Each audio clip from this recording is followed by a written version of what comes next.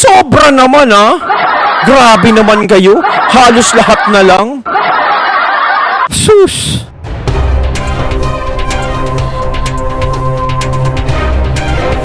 Hey, yo, what's up mga katunay?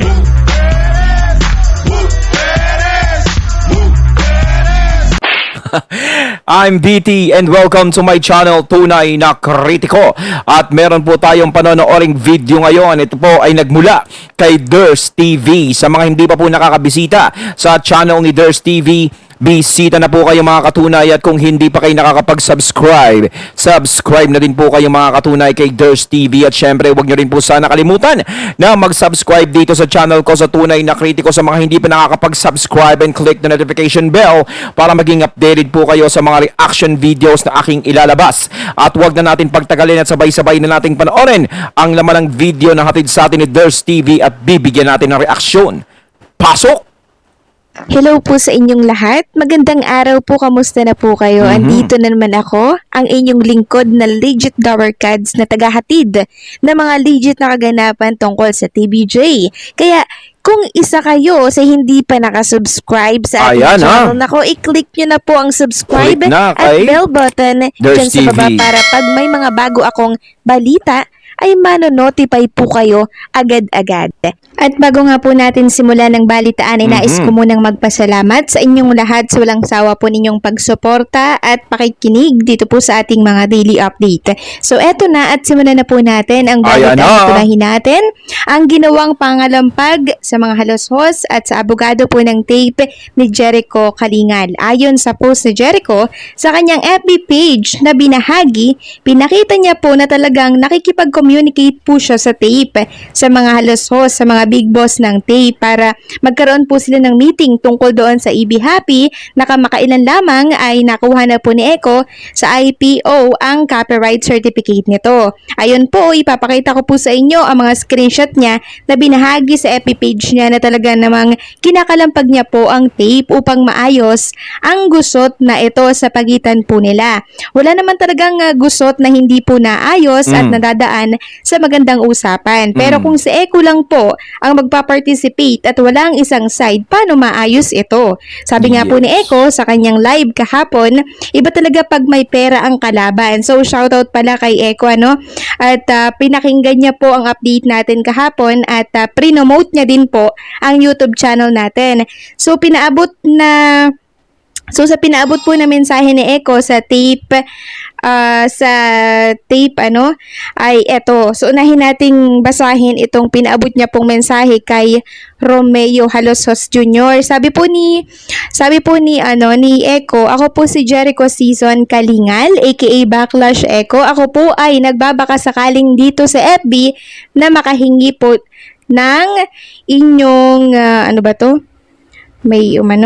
ng inyong konting oras para makipag-meeting po. Ito ay tungkol sa paggamit ng tape ink sa aking created segment na EB Happy without my permission. Hope to hear from you po, sir. Salamat po. Tapos, ang pangalawa niya pong message ay itong Facebook account ni Attorney Maggie, ang abogado po ng tape. Sabi niya po, hello po Attorney Maggie, I am Jericho Season Kalingal, the creator of EB Happy. Is there any possibilities po na I can have a meeting with you and Tape Inc. management regarding the use of EB Happy? Salamat po. At minessage na din po si Bullet Haloshos sa kanyang FB account. At ayan po, makikita po niyo dyan na talagang gusto po nung communicate nitong si Echo dyan po sa mga big boss ng tape. Tapos, nag-message din po si Echo sa Tape Incorporated at sinend niya din po itong mga sinend niya po sa mga haloshos na yung message na sinend po sa mga haloshos, sinend niya rin po dito sa Tape Inc. na ginagamit po ng Itbulaga pang live. So, ayan po, nakita po natin, na talaga namang andun yung eagerness ni Echo na maayos po yung gusot sa pagitan po nila tungkol dito sa EB Happy na create niya po. So, bali... Tama yun, no? Kumbaga dito, dapat talagang maayos siyang gusot na yan. Dahil unang-una, siya naman talaga yung may karapatan dyan. Dahil siya yung creator ng EB Happy. Kung tutuusin, yung mga creator talaga, yung may karapatan eh. Dahil sila yung naghihirap mag-isip niyan. Aba, kahit papaano, napakahirap mag-isip.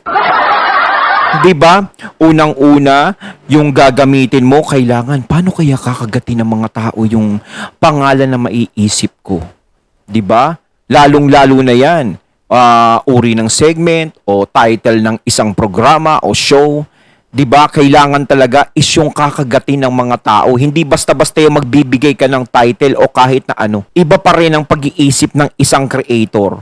Kumbaga kapag nag-success yan, malaking utang na loob mo sa creator yan. At ang dapat bigyan mo ng credits dyan ay ang creator. Katulad nito, si Jericho Kalingal, ayan, si Echo, no, na siya ang creator ng EB Happy na nagamit ng tape bulaga. No? Dapat talaga bigyan ng pansin siya, no? At maayos kung ano man yung gusot. Hindi yung iiwasan, 'di ba? Baka mamaya dumating iwasan ganto, ganyan, ganyan o hindi siya kausapin. Pero siguro kausapin, mas maganda kung kausapin. Alam naman natin yung kabilang panig is may mga pinag-aralan naman 'yan. 'Di ba? Meron naman kayong ano ba tawag doon mga katunay? Walang yan, hindi ko maisip. Gutom na kasi ako. Hindi. No, yun na yun. Kumbaga, dapat nilang ayusin yung gusot kay Echo. Tama na yung nangyayaring mga issue. Dahil may issue pa sila sa Itbulaga. 'Di ba? Sa pangalan na yan. Dahil ang creator din ng Itbulaga is si Joey De Leon. Kung papasukin pa nila yung isa pang problema dito sa creator na si Echo, is sobra-sobra na. Siyempre, iba na yung iisipin ng mga tao sa kanila. Nandiyan yung pag-iisipan sila na talaga palang mang-aagaw kayo, talaga palang nagmamay-ari kayo ng hindi nyo dapat pagmamay-ari. 'Di ba? Masakit din 'yon kahit papaano. No, yung sabihang kang ganun. Kaya dapat tayo is rumerespeto tayo sa mga creator at nagbibigay tayo ng credits. Eto nga lang kay Sir Joey De Leon, siya yung creator na dihado. Ang nangyayari sa kanya is binabaliwala siya, hindi siya binibigyan ng credits. Imbis na bigyan siya ng credits, binabanatan siya. 'Di ba? Kumbaga kung ano-ano yung sinasabi sa kanya na nagsasalita siya, nagpapahapyaw siya, hindi nyo masisisi si Sir Joey De Leon kung bakit re-reaction siya ng mga ganong bagay. Unang-una, siya yung creator ng Itbulaga. Masakit sa kanya yan na bigla na lang nawala.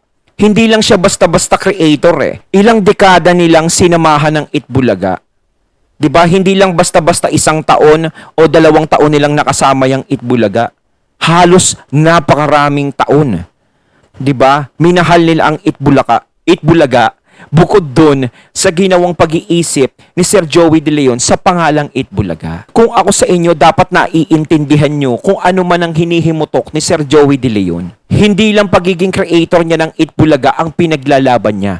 Ang ipinaglalaban niya rito ay yung nakasama nila ang Itbulaga. Naging parte na ng buhay nila yung Itbulaga. Yung pangalan na yan. Halos yung pangalan na nga lang yan ang pinaglalaban nila eh. Kung sakaling maibigay nyo na sa kanya, tapos na yung problema eh. Kaso ayaw nyo ding ibigay sa kanya. 'Di ba? Kaya humahaba yung problema. Kayo din na nagiging laman ng issue, kayo yung nababanatan, kayo yung binibira ng mga netizen. 'Di ba? Kung ano-ano yung sinasabi sa inyong masasamang salita. Ngayon, ayaw nyong marinig yung mga masasamang salitang laban sa inyo. Napakasimple lang naman yung gustong mangyari dito. Ibigay nyo na lang yung pangalan. Ngayon, kung binigay nyo yung pangalan kay Sir Joey De Leon, is wala na kayong problema. Maari naman kayong mag-isip ng ibang pangalan pa eh. May tiwala ba kayo sa sarili nyong mga creator ngayon dyan sa Tape Bulaga? Diba? Magtiwala kayo sa kanila. Alam nyo naman din na malaki ang problema ng pangalang Itbulaga na nagdadala ng problema din sa inyo. Napakabigat ng pangalan sa inyo. 'Di ba kaya nagkakaroon kayo ng hindi magandang feedback? O yung mga nangyayari sa inyo halos dahil sa Itbulaga minamalas kayo dahil ganyan. 'Di ba? Ang daming dumidikit na hindi magagandang sa inyo, puro negatibo. Walang positibong pumapasok. Kung meron mang positibo is yung mga ilan-ilan, yung mismo mga kakampi nyo lang. 'Di ba? Pero yung mga netizens, no? Talaga na sumisimpatya sa TBJ, napakarami. Dahil nauunawaan nila kung ano yung pinaglalaban ng TBJ. Napakasimple lang ng pinaglalaban nila. Walang iba kundi yung pangalan. katulad ni Eko is yung pinaglalaban niya rin yung EB Happy na pangalan, yung karapatan niya bilang creator nun. Bali, 4 na account pala ang kinalampag niya para lang pumaayos ang gusot na ito sa pagitan po nila ng tape. Si Romeo Halosas Jr., si Bullet, si Atty. Dami, Magget, ang tape na page na gamit ng Itbulaga sa pagla-live ngayon. At mukhang until now, wala pa din pong response ang mga taga-tape ukol sa problemang ito. So parang nababaliwala po ang problema at pinaglalaban po nitong si Eko. Kaya nga sabi po ni Eko ay iba talaga pag ang kalaban ay may pera. Totoo po yan. Pag may pera ang kalaban mo, ang lakas ng puwersa. Na babaloktot yung tama, no? Kaya nga ang tangi kong hiling, yung batas natin umayon sana sa tama para maprotektahan din yung mga intellectual property ng mga creator. Samantalang pag-usapan ng... Ayaw kasi nilang gumawa ng hakbang yung kabila. Ayaw nilang gumawa ng hakbang na ikababango ng pangalan nila. 'Di ba? Halos ang hakbang nila is talagang napapasok sila sa issue. Bawat galaw nila, nasasangkot sila doon. Puro mali yung galaw nila. 'Di ba? Na hindi nagugustuhan ng mga tao. Hindi naman pwede nating isipin na baka sinasadya nila para pag-usapan sila. Kung sana ba kung pinag-uusapan sila, magagandang feedback yung bumabagsak sa kanila 'Di ba? Hindi magaganda. O kaya iniisip nila, sige, ayos lang na mapangit na feedback, basta maingay tayo. 'Di ba? Palagi tayo napapag-usapan para yung programa natin. Ang problema nga, 'di ba, naaapektuhan din yung sarili nyong programa at ang inyong sariling negosyo. 'Di ba? Ayan, hindi ako bumibira, nagbibigay pa ako ng suggestion sa inyo. Oh. Bait-bait ko nga natin ang tungkol po sa nauna nating update na kung saan ay tungkol sa Dabber Cats na ginigiit ng panatiko ng tape na sa Tape Bulaga dahil si Michael B. daw ang nakaimbento nun. Bago pa man, banggitin ni Francis Magalona ito. Kaya sa tape daw yun, lahat sa mga nag-create daw nito, yun daw ay employee daw ng tape. Kaya sa tape na daw yun. Saad pa po ng panatiko ng tape, basahin po natin So, may nagtanong kasi sa kanya. Sabi niya, sino talaga ang nakaimbento? Sagot naman po ng isang panatikong page ng tape, the writers of the show na ina-approve ng producer. So, ang copyright ng script at ang credit ay sa producer kasi bayad ang mga writer at mga host to do their job. At sinagot naman siya ng isang netizen, ito lang pasabog niya. By the way, si Francis Magalona ang nakaisip na word na Dabber Cats, hindi ang mga writers kahit walang resibo yan. So ngayon naman po, writer... Tama yun. Ang alam ko kasi dyan is si Francis Magalona ang talagang nakaisip ng salitang Dabber Cats. 'Di ba? Kumbaga manggagaling yan sa salitang kanto 'Di ba mga katunay? Isa yan sa salitang kanto. Mga barkada o mga tropa, mga Dabber Cats. 'Di ba? No? Naririnig ko yan lagi kay Francis Magalona na lagi niyang sinasabi. So, sa laging pagbanggit ni Francis Magalona ng Dabber Cats, na-adapt ng TBJ yon ng 8 Bulaga, kaya yun na yung naging tawag. So, pati ba naman yung pagtawag ng pangalang Dabber Cats is inaangkin pa rin? Sobra naman Grabe naman kayo. Halos lahat na lang. Sus! Baka pati mga damit ng TBJ tsaka na legit Dabber Cats kunin nyo rin. Daw nakaimbento at binabasa lang daw ng mga host na siyang ina-approve pa po ng producer bago banggitin ng mga host yung salita. Ang gulo nila, 'di ba? Pinaiikot-ikot nila kung sino talaga yung nakaimbento naman ng Dabber Cats. Kahit ang linaw naman po na si Francis Magalona ang nakaimbento talaga nito. So 'di ba ang headline nila kanina ay hindi na daw pwedeng gamitin ng noon-time show ng TV5 ang Dabber Cats? Ang linaw naman na si Francis Magalona Mariosep, lahat na lang gusto nilang tanggalin. Una, pangalan. Pangalawa, yung team song. No? Pangatlo, yan namang pangalan ng Dabber Cats. Tinatanggal nyo yan, ang iniisip nyo ba, ayan ang nagdadala sa EAT, sa TBJ at legit Dabber Cats, kaya umaangat sila at hindi nalalao sa mga tao? Yan ba iniisip nyo, kaya gusto nyo tanggalin? Ay, dyan kayo nagkakamali. Alam nyo ba nagpatunay na ang TBJ kahit palitan nila ang pangalan, na E80 ang ginamit nila, sinuportahan sila ng tao. Pupusta ko, kahit magpasok ang TBJ ng sarili nilang tugtog ngayon, ng sarili nilang team song, sigurado kakagatin pa rin ng tao. At kahit hindi na nila gamitin ang pangalan o sigaw sa mga tao na Dabar Cats, kahit hindi nila tawagin ang mga taong Dabar Cats at magpalit sila ng ibang tawag, sigurado tatangkilikin ng tao. Alam nyo kung bakit? Hindi yung mga pangalan na yan o yung team song na yan ang minahal ng tao. Kung hindi, ang mismong bumabanggit ng Dabar Cats, ang mismong laman ng kanta, no? Ng Itbulaga, at ang mismong mga tao sa pangalan ng Itbulaga. Yun ang TBJ at ang legit Dabar Cats. Sila ang nagbibigay buhay sa pangalan at sa salita na yan. Kaya minahal yung mga yan, yung salita na yan at yung pangalan na yan dahil sa TBJ at legit Dabar Cats. Sinuportahan nila yan dahil sa TBJ at legit Dabar Cats. At kahit maiba yan, no? Kahit anong tawag pa ang gawin nila sa mga tao, kahit ibahin nila yan, patuloy pa rin silang mamahalin ng tao. Dahil TBJ at ang legit Dabar Cats ang tunay na sinuportahan nila, hindi yung mga yan. Kaya huwag kayong matakot dahil hindi yan nagiging instrumento sa TBJ at legit Dabar Cats para makita nyo na umaangat sila ngayon. Kaya umaangat ang TBJ at legit Dabar Cats dahil sila yung minahal ng tao. Sila yung sinuportahan ng mga tao sa ilang taon na ginawa nilang pagpapasaya sa noontime show. Nasanay na sa kanila lahat yun. Kaya kahit tanggalin nyo sa kanila lahat, no? Wala pa rin kayong mapapala para bumagsak ang TBJ at ang legit Dabar Cats o para tanggalin ang pagmamahal ng mga tao sa TBJ at legit Dabar Cats. Paano hindi po magagamit? Nerehistro po ng TBJ yan. Isa pa kanina, nanood po ako ng E80.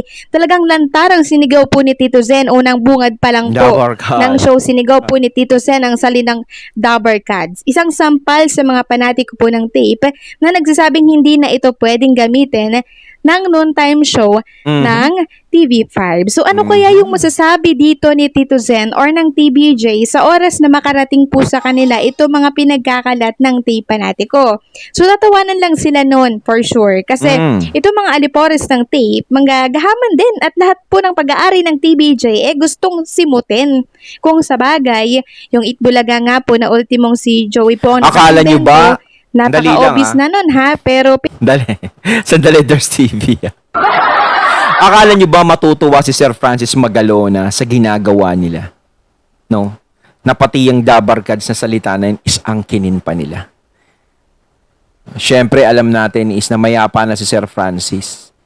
Pero kung sakaling si Sir Francis Magalona ay nabubuhay pa, siguradong isa din siya sa nakikipaglaban, no, sa karapatan ng TBJ. Isa si Francis Magalona sa legit Dabar Cats at nagmahal sa TBJ. Hindi papayag si Francis Magalona na basta-basta na lang angkinin kung ano yung nasa kanila, no, na sila ang may gawa. pinagpipilitan pa din po nilang sa kanila daw yon. Sila daw naka-imbento nun. Ito pa kayang Dabar Cats na nadiskubre ng producer na po ng EB ang tape. Hindi po ba? Kaya hindi imposible na maging ito ay angkinin na din po ng mga panatiko po ng tape Bulaga.